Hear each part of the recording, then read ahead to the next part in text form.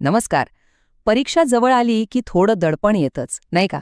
पण काळजी अजिबात करू नका, कारण आज आपण हेच बघणार आहोत की परीक्षेच्या या दबावाला एका जबरदस्त, शक्तिशाली रणनीतीमध्ये कसं बदलायचं.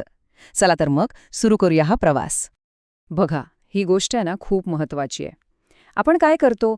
आपण परीक्षेला फक्त आपल्या ज्ञानाची टेस्ट समजतो. पण खरं तर ती आपल्या प्लॅनिंगची, आपल्या नियोजनाची चाचणी असते.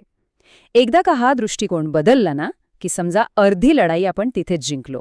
तर आज आपण या 5 महत्वाच्या टप्प्यांवर बोलणार आहोत.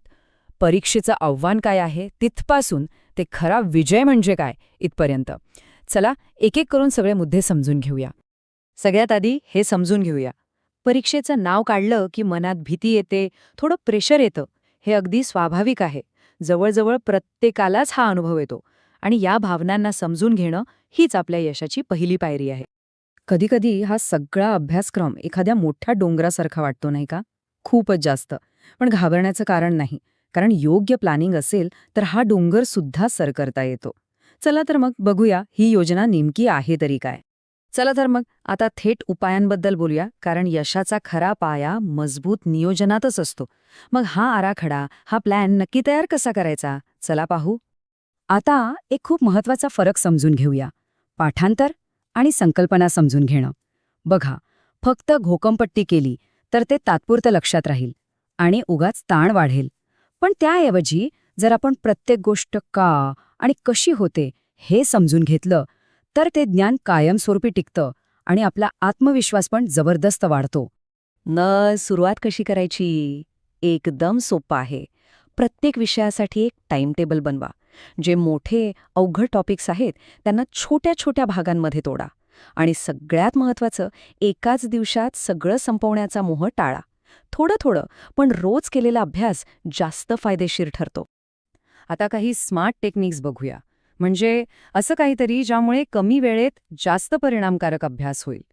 कारण तासनतास अभ्यास करण्यापेक्षा स्मार्टपणे अभ्यास करणं केव्हाही चांगलं, बरोबर? हे आहे पोमोडोरो टेक्निक. खूप सोपं आहे. सलग अभ्यास करत बसण्याऐवजी फक्त 25 मिनिटं पूर्ण फोकसने अभ्यास करा आणि मग 5 मिनिटांचा छोटासा ब्रेक घ्या. हे चक्र पुन्हा पुन्हा करा.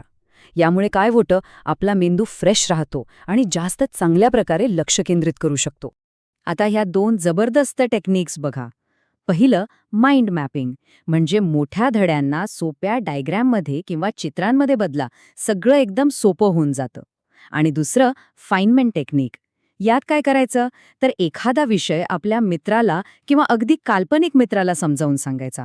असं केल्यावर ती गोष्ट आपल्या डोक्यात एकदम फिट बसते. परीक्षेच्या अगदी आदल्या दिवशी, म्हणजे त्या महत्त्वाच्या 24 तासांबद्दल बोलूया. या वेळेत अभ्यासाइतकंच किंबहुना त्याहूनही जास्त महत्त्वाचं असतं आपलं माइंडसेट आणि आपली शारीरिक तयारी. एक प्रश्न विचारतो, जरा विचार करून सांगा. परीक्षेच्या आदल्या रात्री सगळ्यात महत्वाची गोष्ट कोणती असते? थोडा विचार करा. उत्तर ऐकून कदाचित आश्चर्य वाटेल. उत्तर आहे 7 तास. हो, बरोबर ऐकलत. 7 तासांची शांत झोप. रात्रभर जागून अभ्यास करण्यापेक्षा पुरेशी झोप घेणं हे लाखपटीने महत्वाचं आहे. कारण चांगली झोप झाली की आपला मेंदू एकदम ताजातवाना होतो आणि पेपर लिहिताना सगळं व्यवस्थित आठवतं. आता परीक्षेच्या हॉलमधली गोष्ट. स्वतःशी पॉझिटिव्ह बोला. मला हे जमणार नाही असं नाही, तर मी माझा बेस्ट देईन असं म्हणा. हा एक विचार खूप ताकद देतो. आणि पेपर हातात आल्यावर आधी पूर्ण पेपर शांतपणे वाचा आणि जे प्रश्न सोपे वाटतायत ते आधी सोडवा. यामुळे एक लय सापडते आणि आत्मविश्वास वाढतो. आणि आता आपण शेवटच्या आणि सगळ्यात महत्त्वाच्या मुद्द्याकडे आलो आहोत. खरा विजय म्हणजे काय? तो फक्त मार्कांमध्ये असतो का? नाही. यशाची व्याख्या याच्या खूप पलीकडची आहे. एक गोष्ट नेहमी लक्षात ठेवा. खरा विजय त्या प्रयत्नांमध्ये आहे. परीक्षेसाठी जी काही मेहनत घेतली जाते, ती शिकण्याची प्रक्रिया, तो संघर्ष, तोच खरा विजय आहे. आज केलेले कष्ट उद्या फळ देणारच आहेत याची खात्री बाळगा. आणि शेवटी हे अंतिम सत्य आहे. तुमचे मार्क्स तुमचं भविष्य नाही ठरवत, तर तुमची कधीही हार न मानण्याची वृत्ती तुमचं भविष्य घडवते. हाच दृष्टिकोन आयुष्याच्या प्रत्येक परीक्षेमध्ये यशाकडे घेऊन जाईल. फक्त स्वतःवर विश्वास ठेवा.